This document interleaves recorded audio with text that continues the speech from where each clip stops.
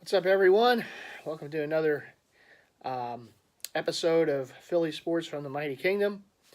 And a few topics, obviously, to talk about in the week that's been so far.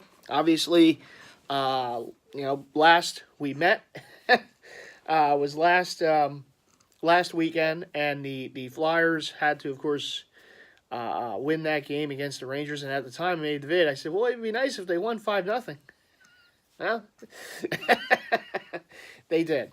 And congrats to them for making the playoffs. Last year, obviously, we didn't have a playoffs for either the Flyers or the Sixers, and this year we got both for the first time since 2012. And I know it didn't go very well to start last night. And to start, listen, I will say this. Um, I always hope the Flyers win. You know, obviously, I'm a fan. I want to see them win. I want to see them succeed. But boy, they drew a tough one in the first round, and I'm in a way I'm glad they did, because obviously Pittsburgh's a big rival, and that's, it makes it more fun when you're playing a rivalry right off the bat, in a big rivalry like that. But they just did not match up well with the Penguins all year, and not that badly last night, but they just have not played Pittsburgh. They got to overtime a few times with them, lost both times, but it's not a good matchup. The Flyers have a lot of youth on defense. You can talk about the shaky goaltending they've had, but I don't care who's between the pipes last night. If you turn the puck over as many times as they did in their own zone last night, and just, I mean, you give a great team like Pittsburgh extra chances, they're going to beat you. And for as much as we don't like the Penguins around here, and we hate Sidney Crosby and everything that goes with that rivalry, um, they're a great team, and sometimes you gotta just tip the hat. The Penguins are the best team in hockey. They've been the best team in hockey the last few years. I don't care about regular season records, who wins the President's Cup or whatever. It's who wins the Stanley Cup that matters. Okay. Regular season records are what they are. A lot of times you'll see teams that compete for championships, that win championships, don't care about the regular season record. As long as they get into the playoffs, if they have home ice, it's okay. It's better, but just get in and do your damage there. And the Penguins over the last few years, as much as to our chagrin, they've been the best team in hockey. They've won back-to-back Stanley Cup championships. Uh, Sidney Crosby has captained his team to 3 Stanley Cup titles since he's been there, 4 Stanley Cup finals. And as much as we hate to see it, they have been one of the upper tier teams in the NHL for a number of years. Is it a great rivalry? Absolutely. And hopefully, at some point, maybe even this series, the Flyers can start to get on equal ice with the Penguins. But they have been a great team. They are a great team. They have players that know how to win in the playoffs, and you saw that last night. Regular season, the Penguins at times look very shaky. Their defense looks shaky. The goaltending looks shaky. But you know what? It's almost like the old saying goes, when the lights turn on, those teams shine, and that's exactly what happened last night. It's like the switch gets flipped. You know when it's the playoffs and you're in there, and now it's your turn. Now it's your time. And that's what the Penguins, did last night. That's what they've done the last few years. Um, it's a team that's been together. They know how to win. And uh, again, I hate to keep reiterating it, but they showed it last night. And as much as us as Flyer fans, would love to see the Flyers, be in that type of situation, it just isn't time for them just yet. They do have a very good team. They have some very good players, some young players that are going to grow. The Konechny's and the Patricks and the Provorovs and the still goes Gossosphere, Sanheim, and all of them. They're only going to grow and get better with time. But I mean, it just last night they just did not look ready. They did not look ready. The Penguins jumped on them early, and they kept jumping on them. Crosby has a hat trick. Um, and I mean, Murray, who again looks shaky throughout parts of the regular season, gets a shutout. Now, he wasn't tested as much. It was almost like Elliott in that Rangers game, right? That the Flyers just could not sustain any any prolonged attack, even when they had the power play in the Penguins zone. The Penguins did an awesome job on defense, and the Flyers just kept turning the puck over. And all you had to know about last night's game was that Evgeny Malkin goal. I believe it was the third goal of the game for the Penguins. He comes out of the penalty box, and it looks like a video game. He just weaves around Flyers, and it's like just gets through everybody, and then gets the backhand goal past Elliott. That's really, in a nutshell, what that game was last night. It was one team brought it, one team skated well, one team did what they had to do, and the other team basically just, was skating in quicksand, just about. To beat the Penguins, you have to play perfect. You have to do the little things, and the Flyers last night did not do the little things. You cannot continually turn the puck over in your own zone the way they did. You're just asking for trouble. With a team with that much firepower, that much experience, you can't keep giving them chances like that. Last night certainly was embarrassing. I mean, in the second period, after it was 5-0, I said, okay, I'm just going to watch the Sixers and Phillies. Now, this is the competitive phase of this game, and I was hoping, hey, you never know, stranger things have happened, but it's like, yeah, I'll get the updates on the ESPN app. I'm just going to turn over and see what the Sixers, look at them. Just completely opposite ends of the spectrum, and I'll get to that in a moment here, but it was embarrassing. Maybe it's one of those wake-up calls. I don't know even if you can call it that. I mean, the Flyers had to kind of fight their way to get into the playoffs, so I don't know. It was embarrassing. It was just one of those really, type things. Okay, the Penguins win, and then Crosby gets a hat trick, and it's like all the things you don't want to see as a Flyers fan kind of happened in that game. But we'll see. It's a 7-game series. The series is not won or lost in game one. It certainly feels like it was lost in game one.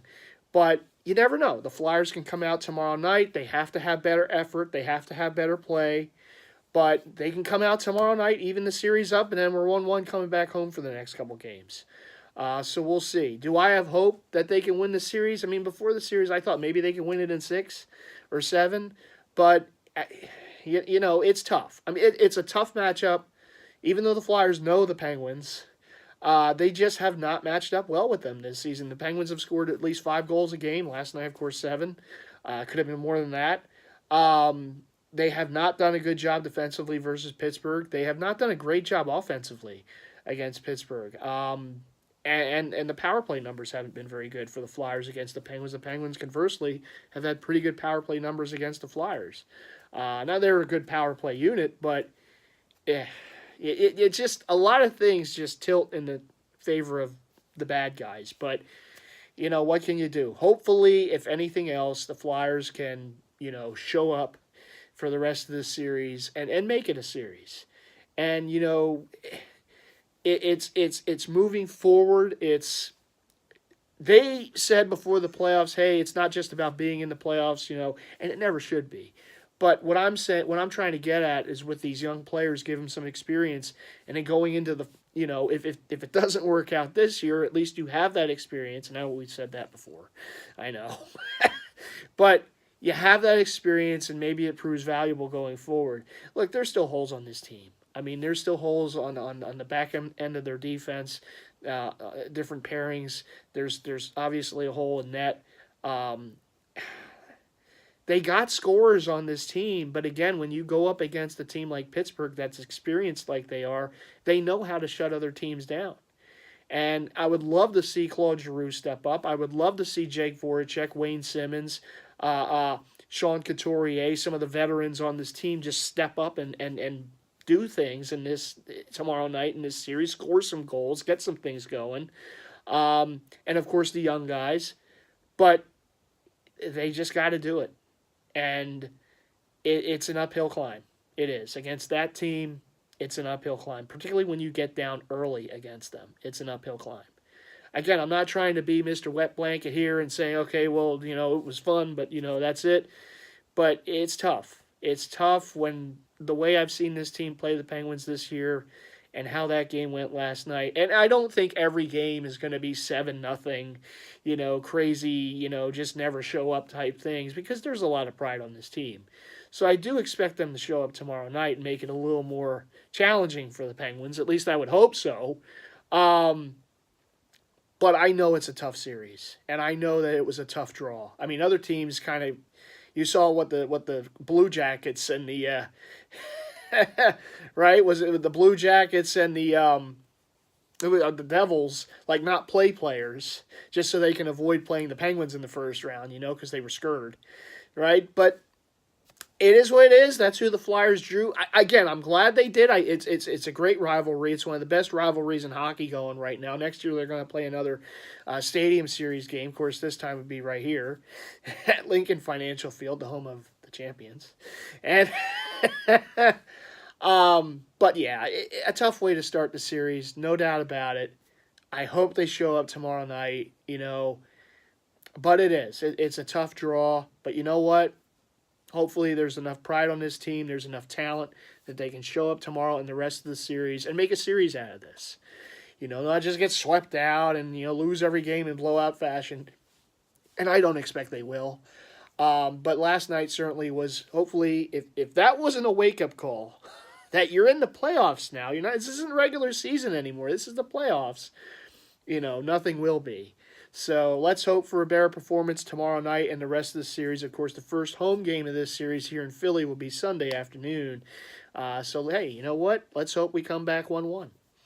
All right, so that's the Flyers. That was the bad. The good of last night, there was a couple goods, right? The Sixers, first and foremost, you talk about how tough that game was last night for the Flyers, a 7-0 loss at the hands of the hated Penguins. But what the Sixers have done this season, I can't tell you how exciting this has been. A couple nights ago, they're playing Atlanta in Atlanta to win their 15th straight. All right, tough game, kind of a grinded out type of game. The Hawks were, game for it. I'm looking at the Hawks. And all I kept thinking is, my God, that was the Sixers 2 years ago. All these G League players, these 10-day contract guys. In fact, one of those Hawks players, was a Sixer. Some years ago, I'm blanking on his name right now. The center, I forget, but he was actually a Sixer. He was one of those guys that was in the G League, came up that a couple years ago when we were in the midst of ping pong palooza and tank fests every year in the process, right? I'm looking at that Hawks team, and the Hawks had a lot of G League players, a lot of players who would be on the bench that wouldn't get playing time normally because of injuries and whatnot. They're in there. You got these 10-day contract guys in there. And I'm like, my God, that was the Sixers 2 years ago. The Sixers 2 years ago won 10 games. 10 games. And the whole time we're going through these type of seasons, of losing seasons, last place finishes, get the top 3 pick, it was because we knew that it's to get the blue chip play. This is how, if there was a way to get these players, and you can't bring them in free agency because they don't want to come here, you got to draft them. And I know it was a risk because they drafted guys that got hurt. Of course, Embiid was already hurt. Simmons goes down. Okay, it seemed to be their luck, right, for a while. Nerlens Noel, of course, was the beginning of this whole thing. But my God, 2 years later, from 10 wins to 52 wins. 16 wins in a row to end the season. I don't care who you're playing. 16 wins in a row to finish the season. NBA record going into a playoffs. Number 3 seed locked up. They host the Miami Heat for the first round starting on Saturday night, 8 o'clock. And the way this team has played during this stretch, the last couple months of the season. I mean, you talk about invoking names of some of these other teams. I mean, I'm looking at this team. I'm looking at how they move the ball around, the ball movement and the defense. And I know in the playoffs it could be different. I know. They're not going to score 100 plus points a game. Okay, because it's a different game in the playoffs. It's a half-court game. I get that. But watching how this team plays, it just reminds you of those Spurs teams. And I don't want I'm not putting them up there with the Spurs, even though Brett Brown came from the Spurs, and so did um, Bellinelli. But it just reminds you of how they play. The ball movement, the team defense. When the Spurs, I'm not talking about the original, the 99 team with Duncan and Robinson. I'm talking about the most recent champ when they beat the Miami Heat, when they beat LeBron. And every game, the ball movement, and just the open looks and the open shots, and just how that team played and how this team is playing. It's just very reminiscent of what they did. And they have all these international players on this team, which is another thing that reminds you of this. And, of course, Brett Brown, coach, under Greg Popovich as an assistant coach for all those years. So it's not surprising. It's not surprising.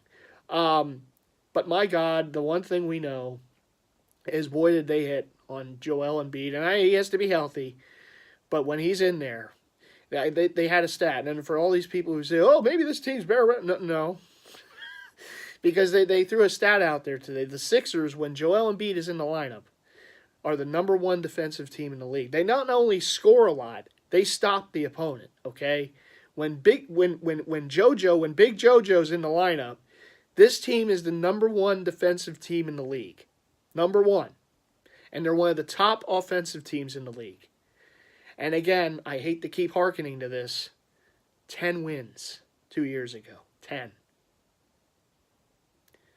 And I want to say this right now, and I'm sorry to the Utah Jazz fans out there, or the fans of this guy, but I'm sorry, okay? Donovan Mitchell is a very nice player, and the Jazz are lucky to have him. He's a great scorer, okay? And maybe his game gets more all around as the years go on. But, and I don't care, and I'm not just saying this as a Sixers fan, I don't care that Ben Simmons was technically in the NBA last year. He didn't play a minute in the NBA. Okay? When you don't play a minute in the NBA, you're not a rookie. You haven't played. You haven't been a part of any game. Maybe you're practicing, you're there on the sidelines in a nice suit, watching the games, but watching the game and playing the game are two completely different things.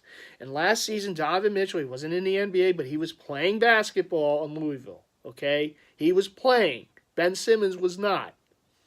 Okay? Ben Simmons is by far and away the rookie of the year. Ben Simmons is going to have a few MVP awards before time is done.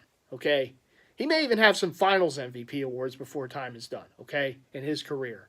Ben Simmons is a dynamic player. Okay? Donovan Mitchell, to this point in his career, is a terrific scorer. But that's all he does. He's not a rebounder. He's not a great defender. He's not a great assist man. I'm reminded when I watch, and this isn't a slight on him in any way, shape, or form. Don't get me wrong. I'm reminded of the years when Allen Iverson was here. And Allen Iverson's my all-time favorite Sixer. Allen Iverson was a great scorer. And they needed Allen Iverson to be a scorer because there really wasn't anyone else on the team that can score at the level that Allen Iverson can. When I look at that Jazz team, there is no other player on that team that can score at the level of Donovan Mitchell. So Donovan Mitchell has to score on that team. Okay? And I get it. Before the season, no one picked the Jazz to make the playoffs, even though they were in the year before because they, Hayward goes to the Celtics and everything. I get that. Okay, unexpectedly, they get in. They're a 3 seed. They're a hot team too, okay? Donovan Mitchell has been a huge reason for that, and to his credit, he's played tremendous, okay?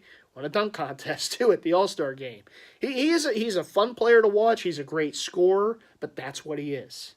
And that's what he has to be on that team. Ben Simmons, and you can tell me, oh, he has better players around. That doesn't matter. If you can play, and you can play good at that level, that's what Ben Simmons is doing. He's doing it against other elite players in this league, okay? Ben Simmons is the rookie of the year. And I don't care if Donovan Mitchell scored 80 points in his life. It doesn't matter to me if he scored 40 points a game or whatnot. Ben Simmons is a triple-double machine. Ben Simmons in his rookie year has had more triple doubles than Magic Johnson in his rookie year. He's a double double machine. He's a triple double machine. He's a great defensive player. He gets steals. He gets blocks. One of the big reasons why this team has won 52 games. One of the big reasons that why this team ended the season on a 16-game win streak. When you count all those games without JoJo at the end, it's Ben Simmons. He does more for the Sixers than Donovan Mitchell does for the Jazz when you look at the all-around game. Ben Simmons has been one of the most dynamic rookies to come in this league in quite some time. There's been comparisons to young LeBron James. We all know that. He has been tremendous. And are there things he can get better at? Absolutely. He has to develop a jump shot. He has to, shoot free throws. But we know this. Hey, a lot of guys had to develop a jump shot when they came in the league, okay? A lot of guys had to learn how to shoot threes when they came in the league. I kind of remember a guy who he wore number 23 for Chicago. Yeah, that guy in Cleveland, too, that wears number 23. Yeah. So that will come, okay? But he's still a great scorer. I mean, for the lack of the jump shot, he still gets his points, and he can get more in games, but he's a distributor. He passes the ball. He's one of the best passers in the league, and he's close to 7 feet tall. Okay? The guy is dynamic, and he absolutely, positively is and by the way, head-to-head, Ben Simmons beat Donovan Mitchell. Okay? So Mr. Mitchell can wear all the hoodies he wants to wear with all the little slogans on there. It doesn't matter. Because if Ben Simmons isn't the Rookie of the Year this year, there's something really wrong with the voting process. And I thought so last year when they gave it to the guy in the Bucks who didn't win one Rookie of the Month award the whole season, and they wanted to shame the Sixers not to give either Embiid or Dario Saric the Rookie of the Year, even though they deserved it. One of them should have been the Rookie of the Year last year, but it went to the guy. I'm blanking. They went to the guy in Milwaukee. Why? Because they made the playoffs. I mean, it just makes no sense. It's like you don't get rewarded for good play. It's just, you go into the playoffs, then you got to be the Rookie of the Year. No, that's not what this award's all about. Most Rookies of the Year don't even make the playoffs. So it's just one of those things. And maybe the NBA does like a cop-out move and does a co-Rookie of the Year to Simmons and Mitchell. I mean, it is what it is if that's what they do. But to me, I'm not just talking as a Sixer fan, and maybe it seems like I am. I'm talking about someone who's watched this game many years, and I've seen great talent in this league come into the league. And I'm telling you, Ben Simmons is a generational talent. We're lucky to have him. And he is going to be one of those next great players, and we get to enjoy him, for all these years. We have only seen the beginning of Ben Simmons. And the guy is a leader. And the guy is a terrific player. And he's the Rookie of the Year. I'm sorry. And I'm sorry to Jazz fans. And I'm sorry to Mitchell. And, I don't know. Maybe we should start calling him the Hoodie now. I don't know. But I'm sorry. Simmons is the Rookie of the Year. He has done more this year than Mitchell. He's not just a scorer like Mitchell is. He's a distributor. He plays defense, like I said. He gets your rebounds. Triple-doubles, double-doubles. I mean, he averages a double-double every game, Ben Simmons. And he's close to triple-doubles every game. I don't know. If that's not a Rookie of the Year, then I don't know what is. If you're just going to award guys who score a lot of points the Rookie of the Year, is it the sexy thing? Yeah, but come on, do a little more than just score. Anyhow, that's my take on it. I didn't want to go off on a tangent on that, but I did. Ben Simmons has got to be the Rookie of the Year. I'm sorry. Just has to. But congratulations to the Sixers. And, hey, you know what? You tip the hat to Brett Brown. What a job he has done. And you know what? I know early in the season there was a lot of, and I was one of them, saying, let's go, why isn't this team playing better? You know what? They had to gel. And, Brett had to learn about his players. And he had to learn about the rotation and who's going to, fit in with each other. And when they brought in the Ilyasovas and the Bellinellis, and they, Markelle Fultz is now playing. I mean, it's a juggling act. It is. There's a lot of talent on this team, and you can only give them so many minutes. Anderson comes in yesterday. He's balling, and it was amazing, and watching that game. And I know the Bucks probably didn't want to go up against LeBron. Not that I blame them. Didn't if you can avoid playing LeBron James in the first round. But my God, I mean, the Sixers had 80 points in the first half. 80 points. I mean, there were games the Sixers couldn't score 80 points in a game years ago. Are you kidding me? If the Sixers scored 80 points in a game a few years ago, that would have been cause for celebration, as bad as it was back then. But it has been a joy to watch. It has been tremendous. And this team, like I said in the last vid, they're not just in the playoffs. They can make some noise. They really can. And, is it going to be easy? No. I don't expect them to blow out every game and, just to have it easy. But they got the home court. They've lost once at home, I think, all in 2018. One loss. And even that game they probably could have won against the Pacers. But it has been a joy season.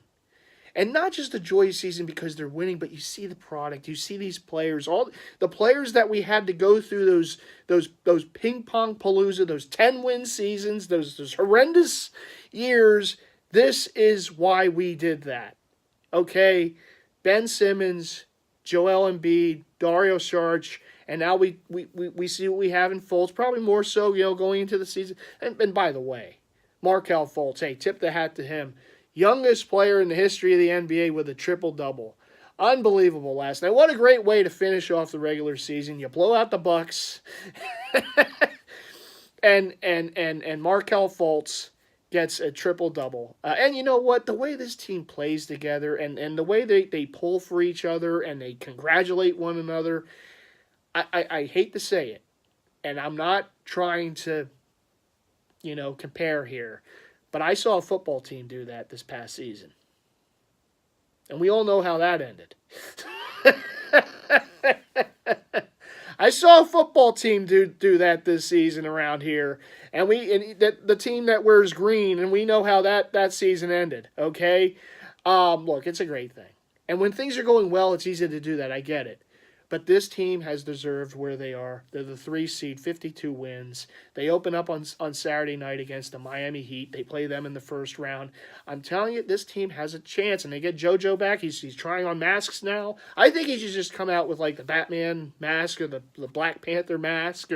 Well, how about the Jason Voorhees mask? Now, that would be interesting. He shows up with that on. But, yeah, he's trying on different masks, and he'll be in the playoffs at some point, probably. I don't know if he'll start the first game, although with him, I wouldn't put it past him. But certainly by game 2 or game 3, we're going to see him back on the court, and it just makes it better. I mean, this team, and to think this is just the beginning. This is just the beginning of how things can go. And it is exciting. And health plays a big role. We know this. But if this team can stay healthy, if this team can just stay healthy and consistent, the next how many years is just this is just and you see that atmosphere at the Wells Fargo Center. You see the energy in the building and the noise and the passion, because this is a town, and I know we love our Eagles, and we're big time Eagle. Look, it's a football town. It just is. But it's also a basketball town. It's been a great basketball town for many years. High school, collegiate. Obviously, with the Sixers, we've just been waiting for this. But that atmosphere at Wells Fargo Center is going to be the best, one of the best, if not the best atmosphere in the playoffs. And you got a little taste of it last Friday night against Cleveland. It's just tremendous, and we've waited for this. The Sixers haven't been in the playoffs since 2012. They really haven't been relevant since 2012, and even that was kind of a luck type of situation, right? Shortened lockout season, and then they got the Bulls, and Rose goes down in game 1, and everything. And then they get out of the first round, but then they play the Celtics. They go game 7 at the Garden, and, it didn't go well. But this just feels right. It feels right. This team is like a Philadelphia type of team. The gritty, the hard nosed. They play defense. This is the team we've been waiting for so long. And I will continue to beat the drum to get LeBron this offseason. But I've also heard a lot of different things. If they don't get him, maybe in a few years when Kawhi becomes available, if he becomes available, they get him. I would love to see Kawhi Leonard in a Sixers uniform. Are you kidding me? His brand, the way he plays matches this team perfectly. And yes, another Spur coming over. So, hey, Brett, he knew him in San Antonio, so hey, why not, So I certainly wouldn't mind that. But boy, if they have a chance to get LeBron this offseason, I'm still doing it 10 out of 10 times. I'm sorry. I look forward to the playoffs. I think this team really can make some noise in the playoffs. And you know what? You take it round by round. You take it game by game. But to talk about playoffs, to talk about NBA playoffs for the first time in many years, it feels great. All the tanking, the ping pong palooza, that is all behind us now. Now we can talk about, doing things and making noises in the playoffs this year, next year, and how many years. Yes, we might get the Lakers pick. So they still might, even if they win the title this year, they still might have like a top, whatever pick.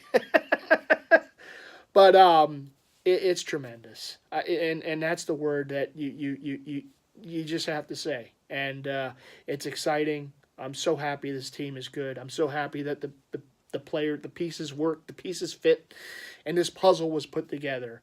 Let's not forget about Sam Hinkie. Let's not forget about Colangelo and all the job that these powers that be to put this together were able to put it together. And of course, Brett Brown. I think he should be the coach of the year. I won't go into a tangent as I did with Ben Simmons for rookie of the year, but I think Brett certainly deserves to be coach of the year.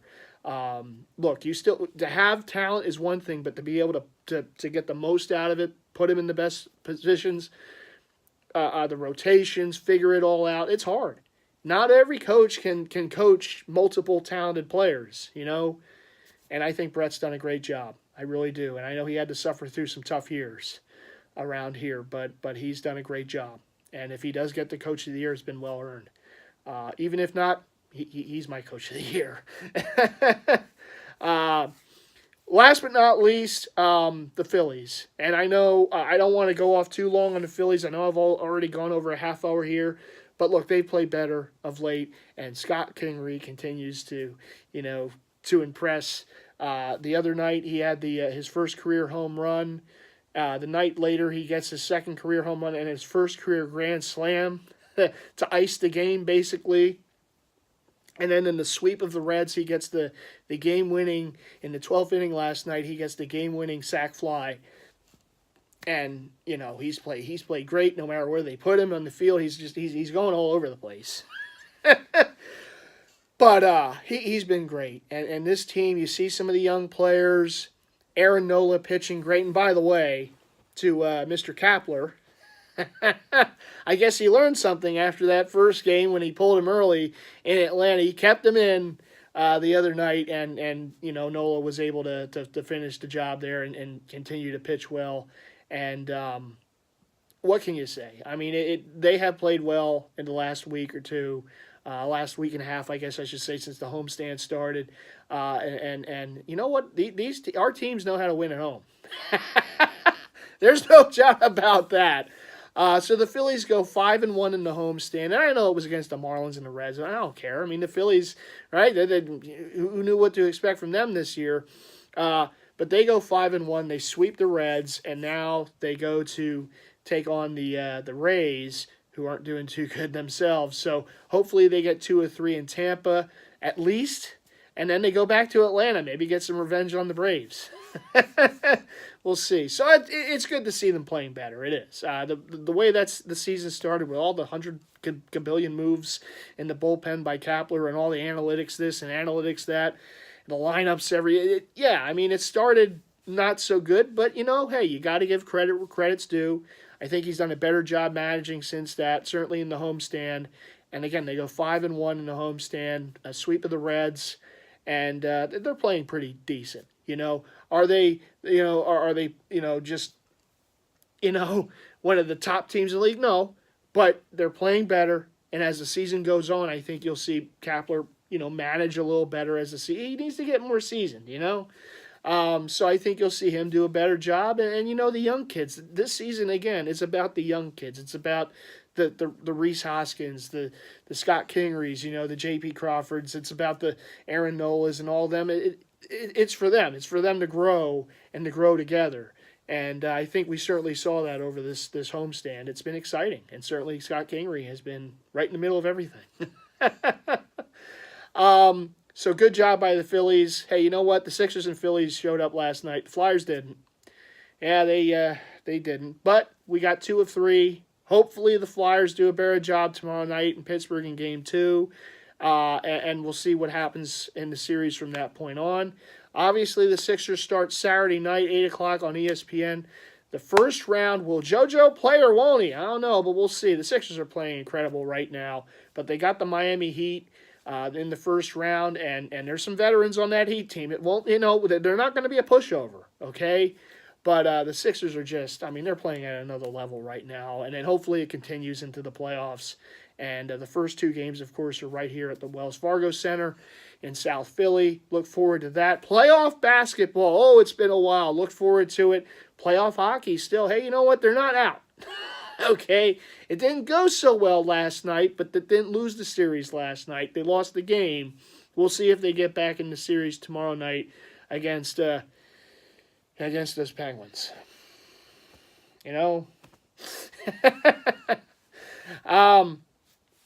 All right, well, I think I touched on everything I wanted to touch on in this vid. I know I've gone on for about 36 minutes. I thank all of you if you hung in there with me as we sat here in the man cave, talk a little Philly sports. Hey, you know what? That's what we got to do. All right, everyone, thanks for joining in, and I'll see you all in the next episode. Probably have another vid put up by the weekend. I also hope to have some PlayStation 4 game, little Phillies action. Speaking of the Fighting Phils, a little Phillies action this weekend. Maybe I'll play one of those games against Tampa, live stream that, so feel free to join in for that too. And until the next vid, thanks again for watching. Let's go Sixers! Saturday night it starts the playoffs in the NBA. Let's go Flyers tomorrow. Come on, guys. I know you can play better. If not, we're going to get JoJo out to visit you with the mask. Just to... Maybe he can scare Crosby. Maybe that's what we need. In Game 3, maybe like Joe can, Embiid can be sitting there behind the glass with the mask and just staring at Crosby the whole time. Menacing. All right, everyone. Take care. And, of course, let's go Phillies. Let's go Union. Whoever else in Philly, let's go. All right. Take care.